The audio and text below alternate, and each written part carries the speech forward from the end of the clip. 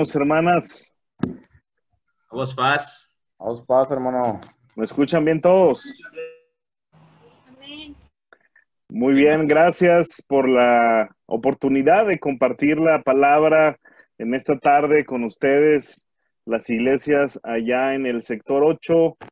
Bienvenidos, hermanos de Madero, hermanos de Tampico, de Esteros, de Anáhuac, de Ébano, de Altamira, y espero que no se me haya pasado ninguna iglesia o misión, pero sean todos bienvenidos y qué bueno que podemos conectarnos y juntos escuchar la palabra de Dios en esta tarde. Hace un momento escuché el sermón de la transmisión a nivel nacional que compartió el hermano Jacobo González y justamente habló del libro de Job, y hoy voy a hablar del libro de Job. Precisamente preparé un sermón de Job y creo que la misma porción nos alimenta desde diferentes perspectivas. Quiero, por favor, pedirles que abran sus Biblias en el libro de Job, en el verso 13, y vamos a leer las primeras dos líneas del verso 15, capítulo 13, verso 15. Libro de Job, capítulo 13, verso 15. Lo voy a leer, dice así, las primeras dos líneas del verso 15 de este capítulo 13. Dice, es un verso bastante difícil de interpretar, es un verso muy fuerte, es un verso con una palabra bastante difícil de entender, pero lo quiero leer. Dice así, Job 13:15, he aquí, aunque él me matare, en él esperaré. He aquí, aunque él me matare, refiriéndose a Dios, en él esperaré. Cuando llegué a pastorear a la Ciudad de México, recuerdo que me encontré a un hombre de 53 años, un buen hombre, que amaba a Dios y era un siervo fiel en la iglesia. Era director de un departamento y era de las personas más constantes. Recuerdo que a los 15 días que me nombraron pastor en esa congregación, me pidió que lo visitara en su casa y fui a su hogar, y entonces ahí en esa visita él me comparte una preocupación que él tiene, y es que había estado teniendo dolores en su espalda, en la parte baja, y se iba a hacer unos estudios. Entonces me pidió que oráramos, lo ungí, oramos, y también comuniqué a la iglesia el siguiente sábado que pusiéramos en manos de Dios esta petición para orar por este hermano, miembro fiel de la iglesia. La iglesia se unió en oración, pedíamos al Señor para que Él interviniera en esta necesidad, y llegó el momento de que el hermano se hace los estudios, recibe los resultados, voy a su casa, y cuando él me comenta lo que salió como resultado, era una palabra que no queríamos escuchar, y esta palabra era cáncer en uno de sus riñones. Era una situación que llegó de sorpresa, era una situación que los llenó de temor y de zozobra, y desde ahí toda la iglesia se volcó en orar, y toda la iglesia se volcó en ayunar a favor del hermano y de toda su familia. Ustedes saben que esta enfermedad del cáncer es una enfermedad terrible, es una enfermedad bastante desgastante. El propio tratamiento de esta enfermedad, él entró en una serie de quimioterapias, estuvo siendo atendido y menguó su salud, adelgazó muchísimo en su cuerpo, cayó su cabello y fue una situación terrible. Después de 2 años, estábamos muy contentos porque él había recibido la noticia de que el cáncer había menguado, ya no estaba en su cuerpo y estaba sano, con visitas que tenía que ir al hospital para estarlo monitoreando, y eso nos alegró muchísimo a la iglesia. Y él regresó a su fidelidad, regresó a su labor, regresó a su servicio. 2 años después de que nos dijo que no había nada, es decir, 4 años desde la primera ocasión de aquellos estudios, nos dice que regresó el cáncer. Era algo que tampoco queríamos escuchar y que había hecho metástasis y que tenía prácticamente su cuerpo invadido. La iglesia nuevamente se unió en oración, en ayuno, y fueron meses de suma agonía. Recuerdo que era el mes de enero del año 2012, cuando fui a su casa. Los dolores eran insoportables. El hermano ya no podía hablar. Hicimos un culto con varios varones y nos retiramos tristes al ver la condición del hermano. Al día siguiente, a las 12 del mediodía, recibo una llamada de su esposa llorando que me dice que él ha muerto y dejó de sufrir. Fui el primero con quien habló y nos trasladamos inmediatamente para allá. Fue muy doloroso para la iglesia.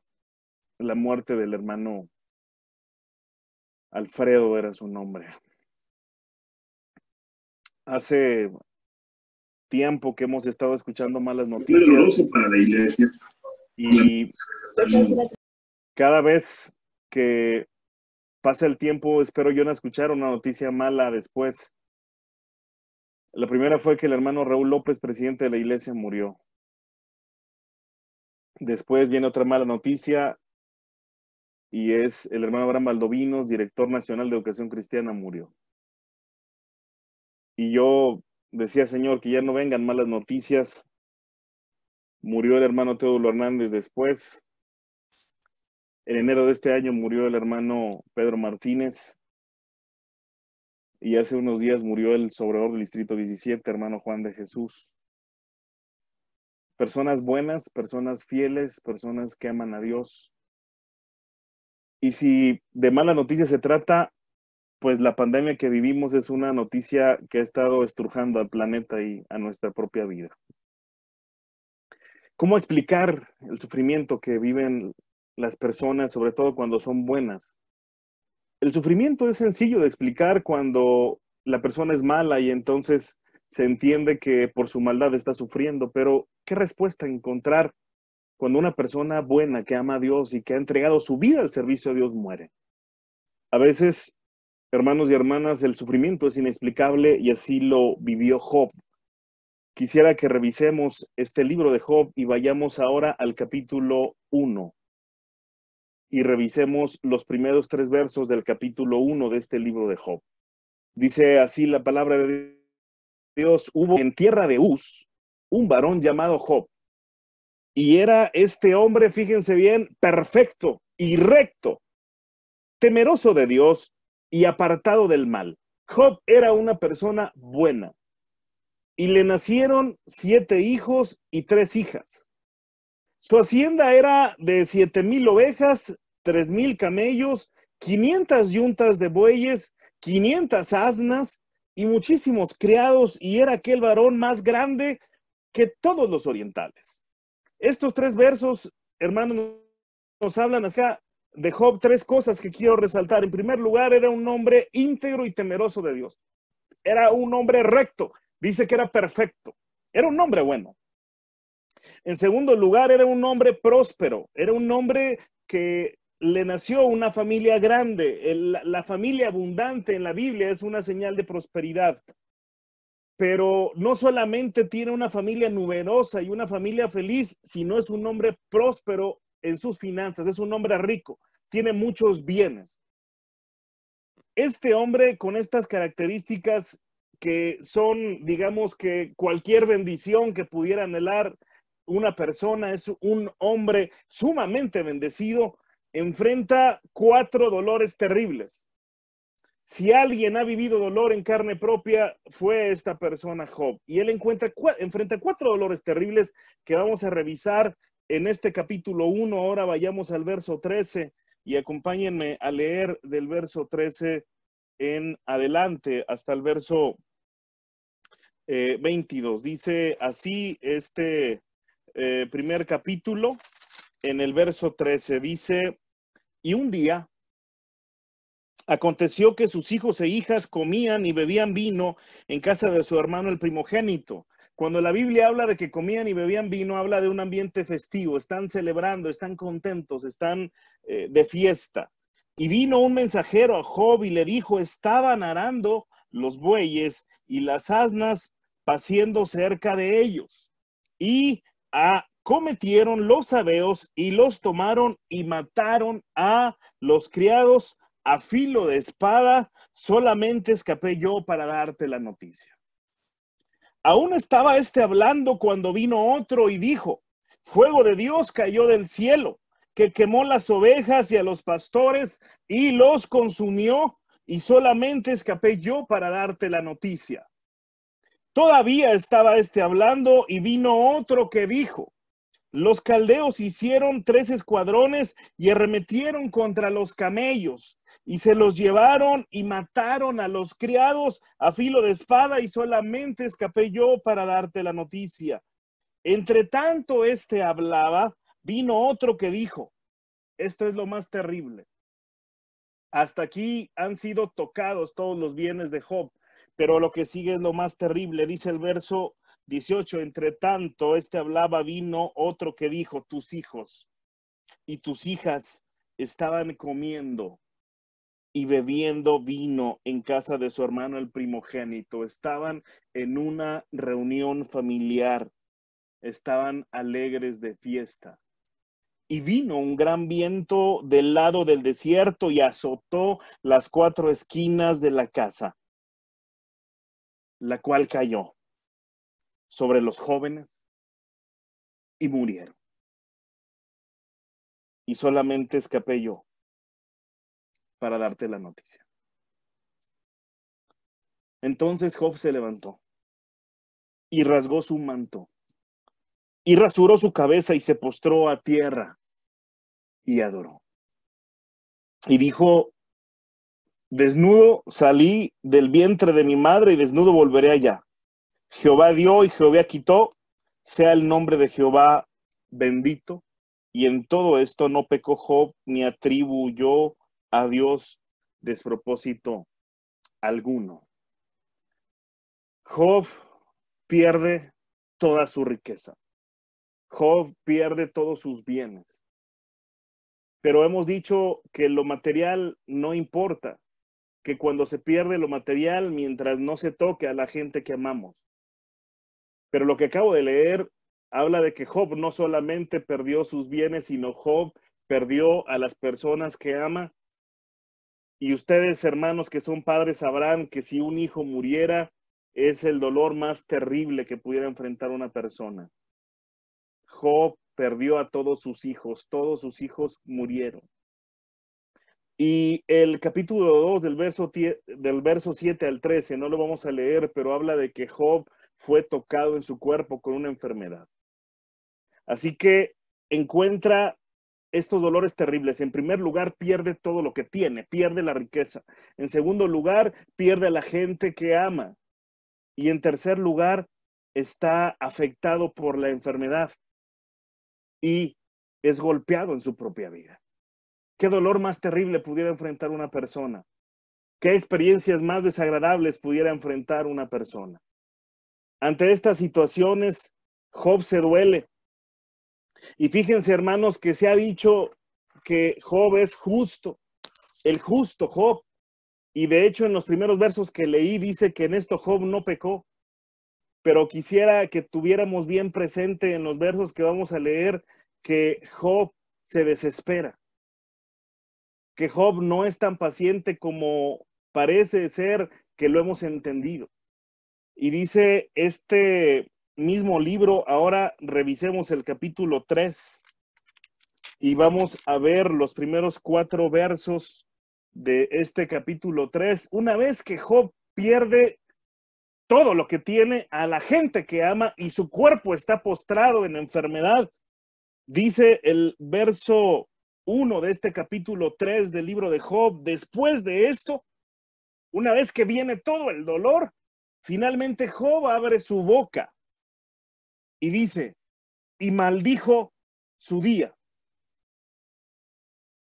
Y exclamó Job y dijo: perezca el día en que yo nací y la noche en que se dijo varón es concebido. Sea aquel día sombrío y no cuide de él Dios desde arriba, ni claridad sobre él resplandezca. se desesperó y maldijo el día en que nació. Maldito el día en que nací. Hubiera sido mejor que Dios no hubiera permitido que naciera.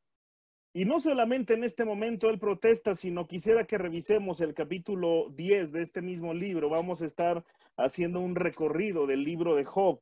Y en este capítulo 10, en el verso 18 al 22, Job cuestiona a Dios. No lo veo paciente y hace un cuestionamiento a Dios. Y dice Job 10, 18, ¿por qué me sacaste de la matriz?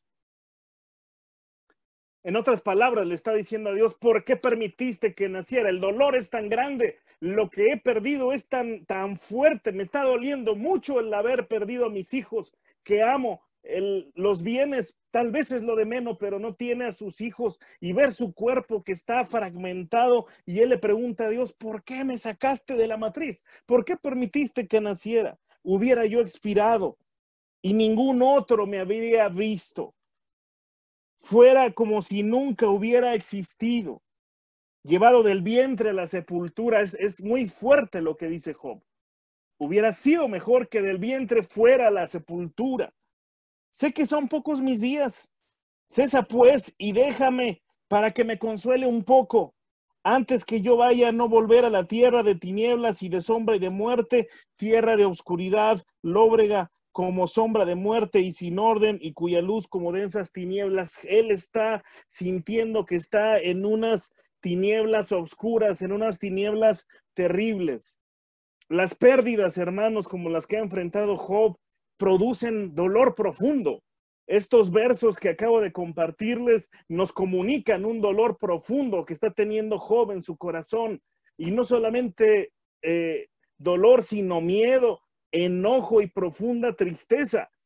Y no solamente una tristeza profunda, sino también cuestionamientos hacia Dios y cuestionamientos hacia la vida. Él está cuestionando, él se está preguntando, porque la vida no es lo que él esperaba, porque su existencia no es lo que él imaginaba, porque él había pensado que en su vida iba a tener otra cosa, estaba bien, y entonces viene el sufrimiento. Y prácticamente, hermanos, se los dejo de tarea, pero desde el capítulo 29 hasta el capítulo 31, todos estos capítulos enteros, hermano, hermana, son cuestionamientos que hace Job sobre Dios y sobre la vida. Esta serie de capítulos completos, Dios está cuestionando completamente a Job. Job está cuestionando, perdón, a Dios en medio del sufrimiento que él está teniendo. Ante el dolor profundo que vive este hombre, que finalmente sí se queja y que no se le ve tan paciente, hay una serie de relatos que encontramos desde el capítulo 3 hasta el capítulo 27, donde se presentan tres amigos de Job. Estos relatos son muy conocidos. Sus tres amigos son Elifaz, Bildad y Zofar. Y estos amigos de Job lo que hacen es tratarlo de convencer de que se arrepienta. Estos amigos de Job entienden que el sufrimiento es por el pecado, por un posible pecado de Job, y prácticamente los tres discursos de los tres amigos buscan convencer a Job de que revise su vida, de que algo debió haber hecho y que por esa razón Dios lo está castigando. Estos urgen a Job, le exigen que reconozca su pecado delante de Dios para que Dios lo deje de castigar. Y después de estos tres amigos vienen estos cuestionamientos de Job que les decía del capítulo 29 al 31, y entra otro personaje que es Eliud de los capítulos 32 al 37, y prácticamente es la misma argumentación. Algo hiciste mal, Job, y por eso Dios te está castigando. Los discursos de estos personajes, de los tres amigos de Job y de Eliud, son portadores de una teología que era muy fuerte en los tiempos de Job y que es muy fuerte hasta ahora. Esta teología, hermanos, es la teología de la retribución. ¿Cuál es la teología de la retribución? La teología de la retribución nos dice que si una persona es buena, le va bien. y si una persona es mala, le va mal. En los que tienen esta conciencia de la teología de la retribución, ellos entienden el sufrimiento entonces como una consecuencia de pecado y entienden que si una persona está sufriendo es porque pecó. Y en la teología de la retribución entienden entonces que las personas buenas van a recibir la bendición en respuesta a su bondad. Sin embargo, esta teología de la retribución queda por los suelos con la vida de Job, porque los primeros 3 versos que le leí del capítulo 1 dice que Job era bueno, era perfecto, era íntegro, temeroso de Dios. En él no había pecado.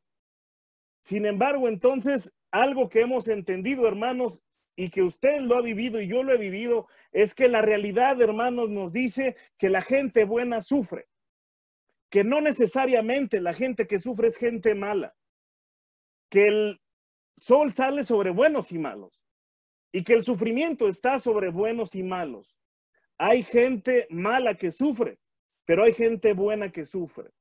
Los amigos de Job tienen esta otra idea. Después de que hay estos diálogos, entonces es cuando Dios rompe el silencio y entonces empieza a hablar. De los versos 1:40 del capítulo 38 y prácticamente hasta el 41, Dios se muestra. Y fíjense, hermanos, que Dios se muestra como el creador de todo lo que Job ve. Dios muestra su grandeza y Dios le dice a Job prácticamente todo lo creado y que todo lo creado es gracias a ese Dios enorme, grande y majestuoso.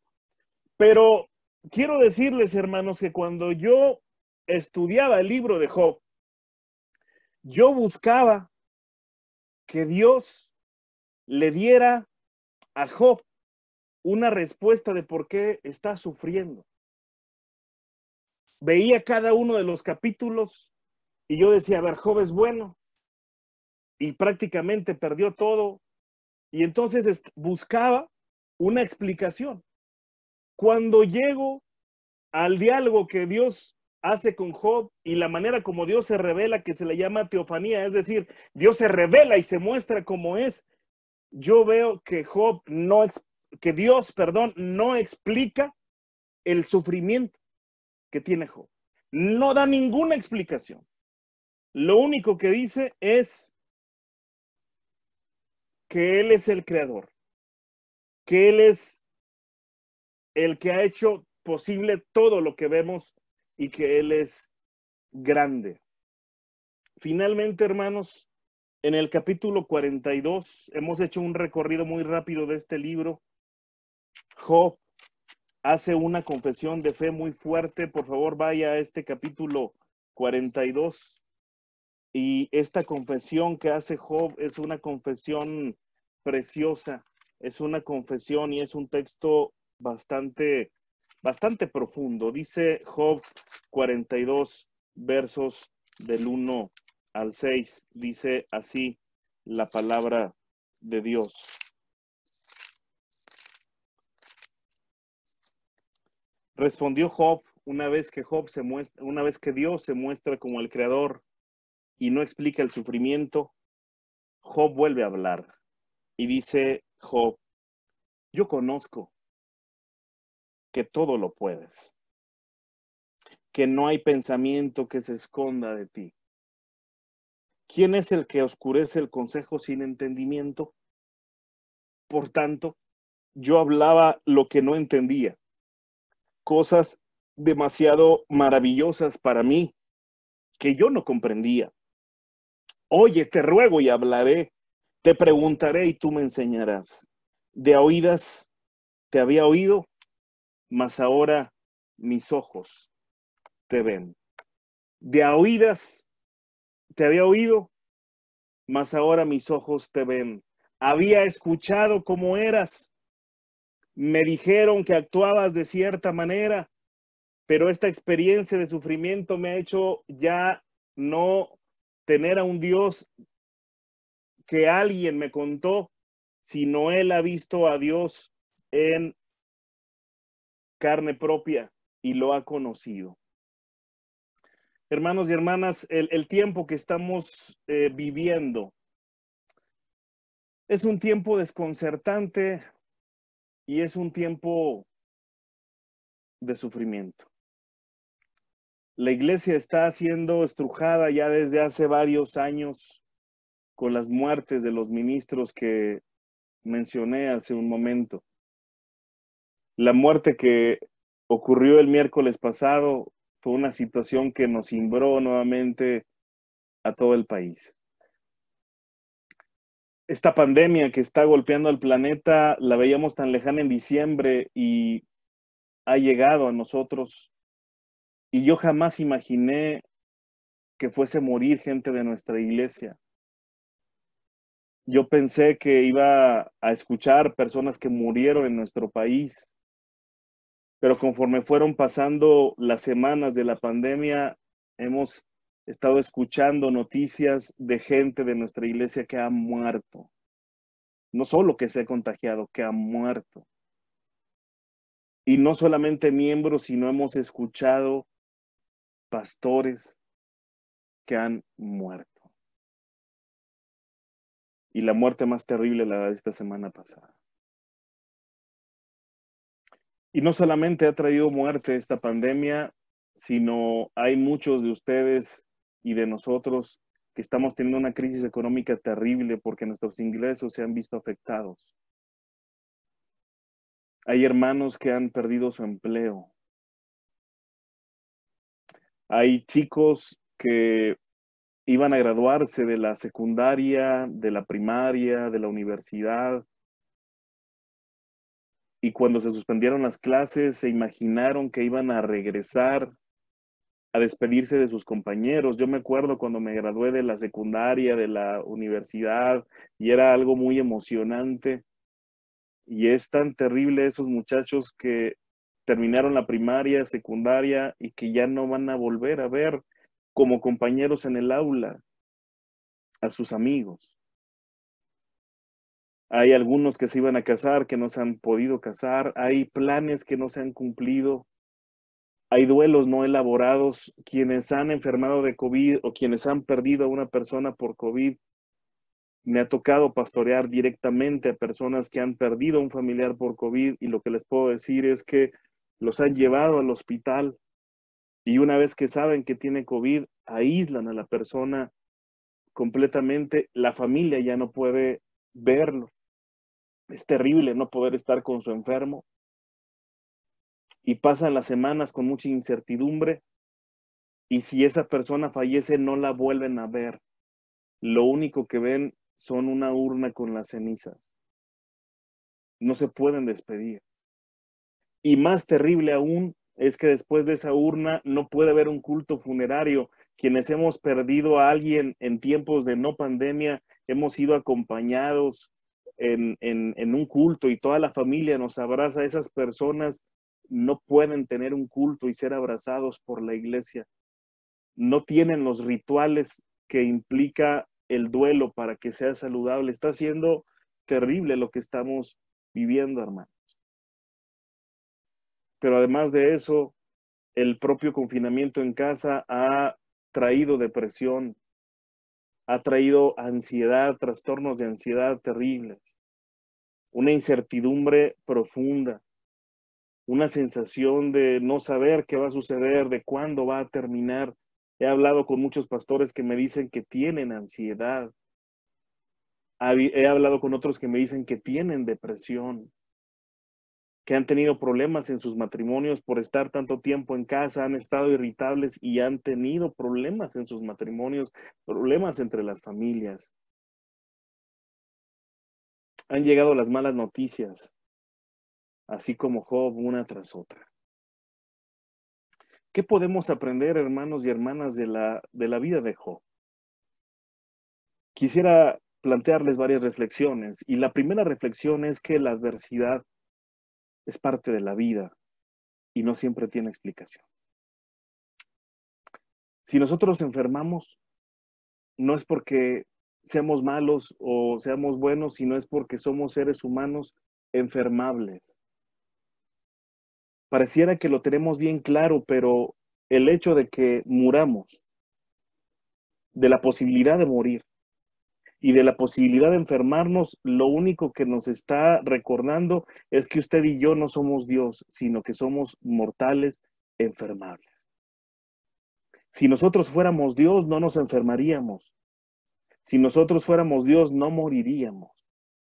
Entender el sufrimiento así, entonces nos da una cierta certeza de que es parte de la vida. La primera reflexión, hermanos, que Job nos enseña es el sufrimiento y el dolor es parte de la vida. No existe una vida sin sufrimiento.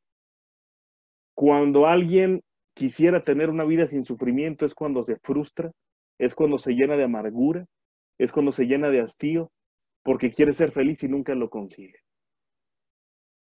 El sufrimiento es parte de la vida. Y la otra reflexión es que el sufrimiento no tiene explicación. Les acabo de decir hace un momento que yo buscaba una explicación que Dios diera de por qué Job estaba sufriendo. Y en ninguna página del libro de Job hay una explicación de por qué Job está sufriendo. Y díganme, hermanos y hermanas, ¿qué explicación va a ser suficiente para calmar el dolor de Job si perdió todos sus bienes y pudiendo decir que lo material es lo de menos, perdió a todos sus hijos y está enfermo? Díganme, por favor, ¿qué explicación va a ser suficiente para calmar su dolor? El sufrimiento entonces no tiene explicación. El sufrimiento no tiene una explicación concreta. Pueden haber muchos pastores y muchos teólogos que traten de justificar a Dios y tratar de dar una respuesta, pero no va a haber una respuesta satisfactoria. Esta comprensión de que el sufrimiento es inexplicable la entendí en una situación de una joven de 24 años que había nacido en la iglesia, que se había alejado de la iglesia y que me llamó precisamente también en la Ciudad de México para que orara por ella porque estaba feliz, porque había dado a luz y tenía su bebé de 15 días de nacido y quería que orara. Fui a su hogar de esta joven de 24 años, cargué al bebé en mis brazos y oré por él y me dijo: pastor, cuando el bebé cumpla 40 días voy a ir al templo a presentarlo y quiero bautizarme y quiero acercarme a la iglesia porque quiero ser una buena madre para mi hijo y quiero que él crezca en el camino de la fe. Me dio mucho gusto, por supuesto, ahí te espero, y presentamos al pequeño. Eran 15 días de nacido, iba a ir a los 40 días. A las 2 semanas, 15 días después que yo fui a visitar a esta joven, recibo una noticia de su mamá a las 6 de la mañana. Yo escucho el teléfono, veo el nombre de la hermana, le respondo y no la escucho. No me dice nada, hermana está ahí, no la escucho, no me dice nada. Después escucho sollozos y le digo: ¿qué pasa, hermana? Me está preocupando, no la escucho, dígame por favor qué está sucediendo. Y me dice: es que no quería que se fuera. Le dije: no quería que se fuera. ¿Quién? Dice: pastor. No podía hablar. Finalmente le dije: a ver, respire hondo, saca el aire, toma el aire. Una vez que pudo hablar me dijo: pastor, mi hija tenía 3 días enferma. Tenía unas flemas en su garganta, fuimos con un doctor similares. Yo pensaba que iba a sanar y dígame qué pasó, páseme a su hija. Yo pensaba que iba a sanar y qué pasó, es que le estaba dando de comer. ¿Y qué pasó? Se empezó a ahogar, y yo la estrujé y le dije: hija, no te vayas, no te vayas, no te vayas. Y no me respondía y no podía respirar y la perdí en mis brazos. No pude conservar la vida. Se me fue. No me escuchó Dios para decirle que me la conservara. Yo le dije: no te la lleves, no te la lleves, deja que respire, deja que se vaya las flemas, deja que vuelva. Y se fue. La joven de 24 años murió en los brazos de su madre. Cuando yo fui al funeral, cargué al bebé, ya de 1 mes. Y díganme qué palabras suficientes iba a decir que explicaran el dolor.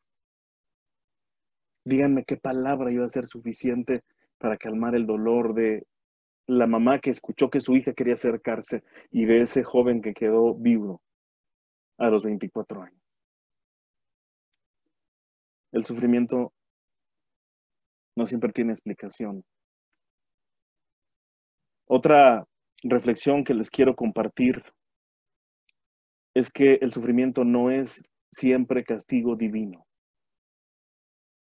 No sé por qué nos han enseñado que si nos va mal es porque Dios nos está castigando.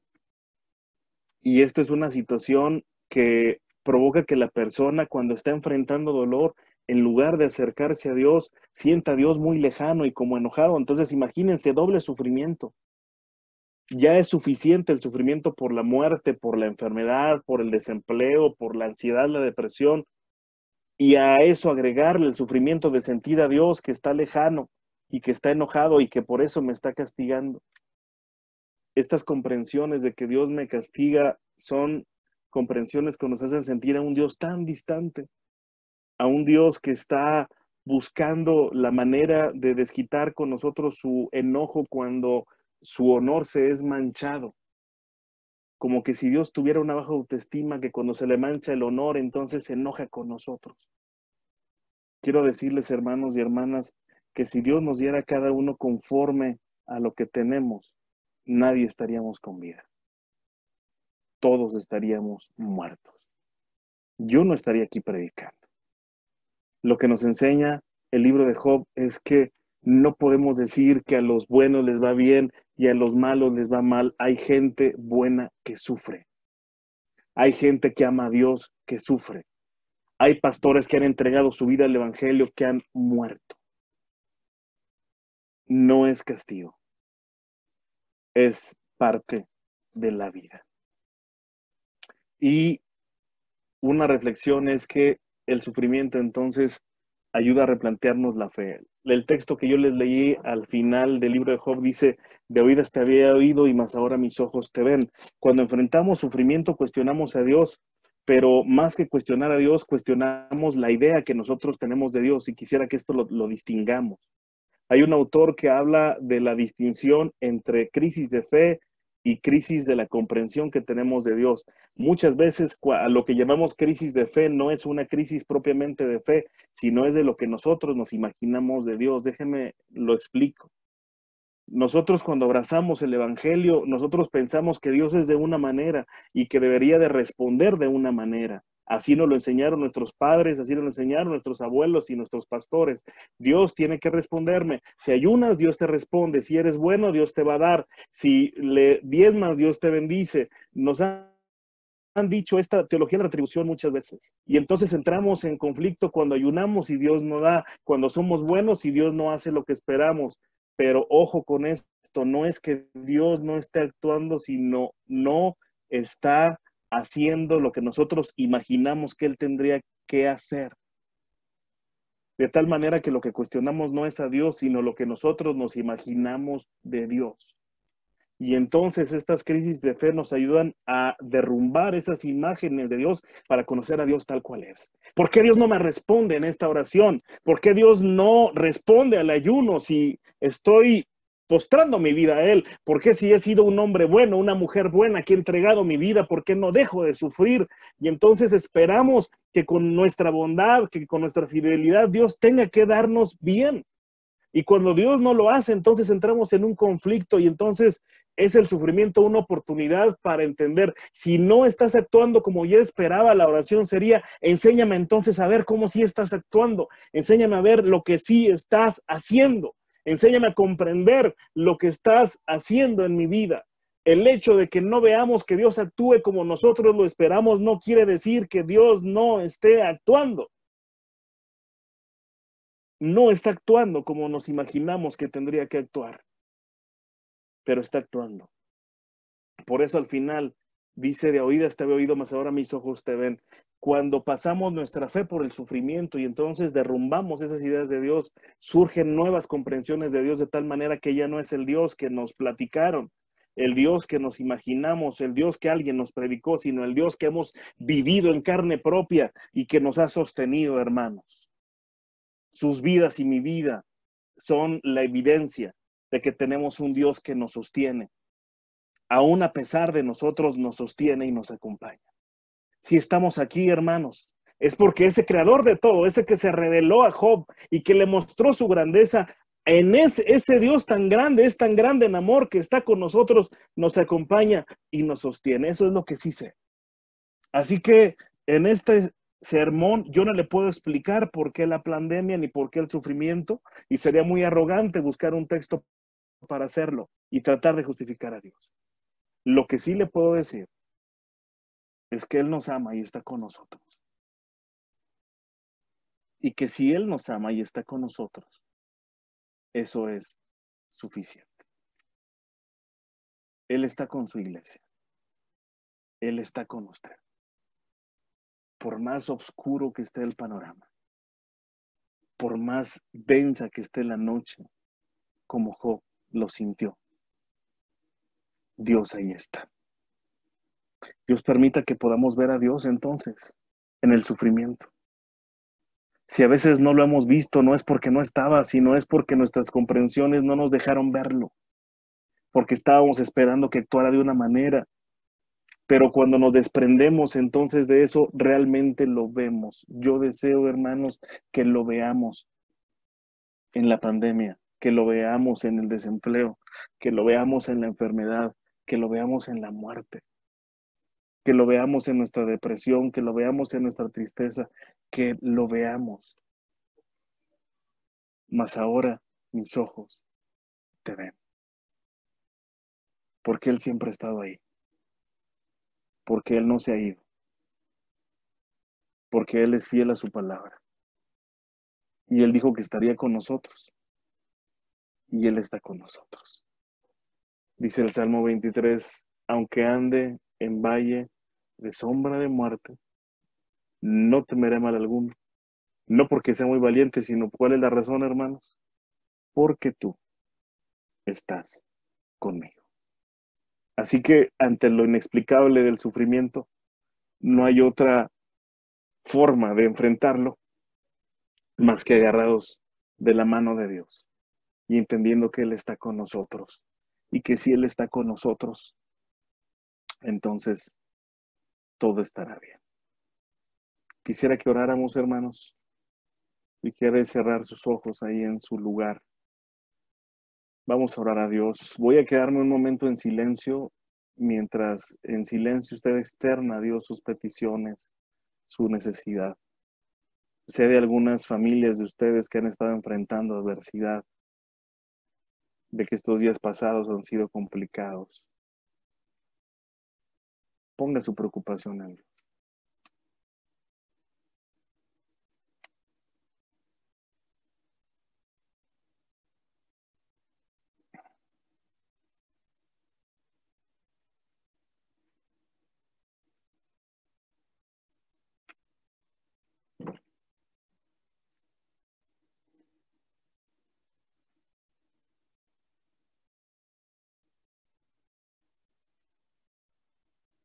Me asombra tu amor y tu fidelidad,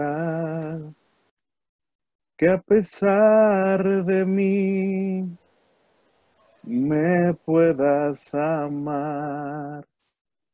Siempre he sido fiel y a mi lado estás. Tus ojos de amor ven mi caminar.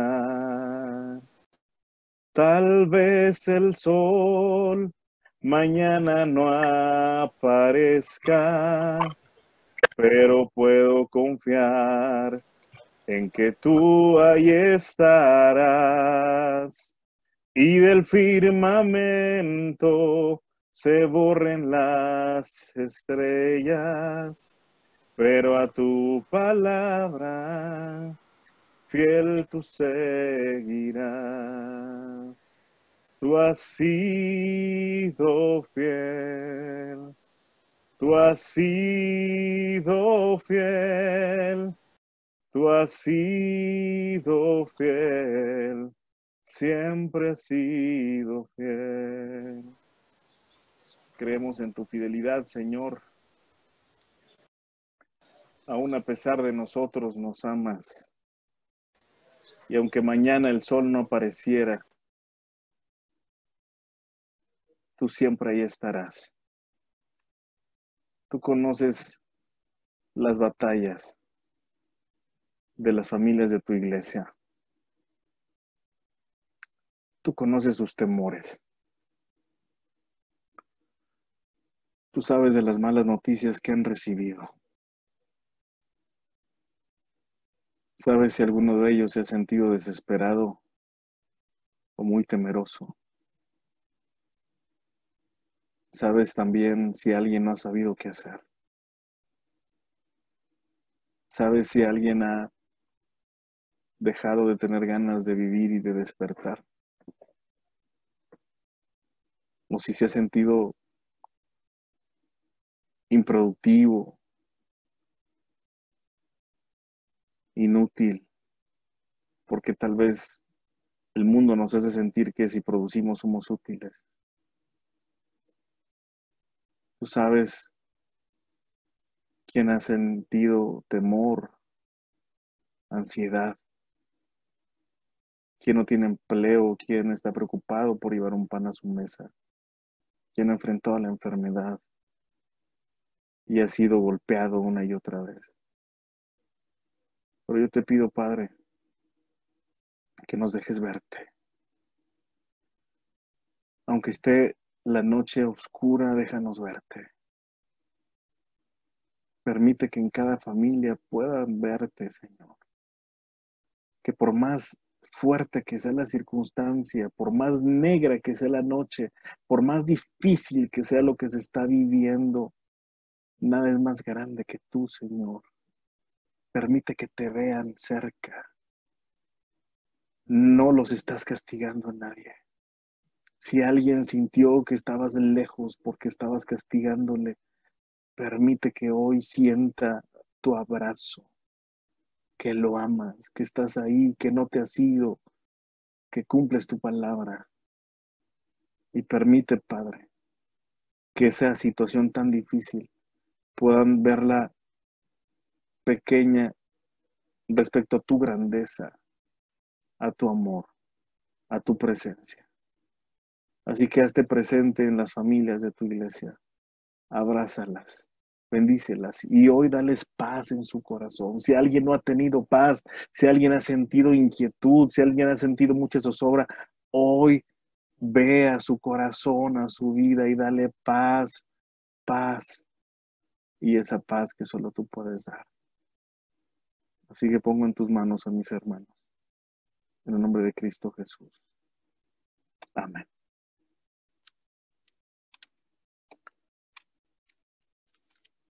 Mi deseo es que siempre veamos a Dios.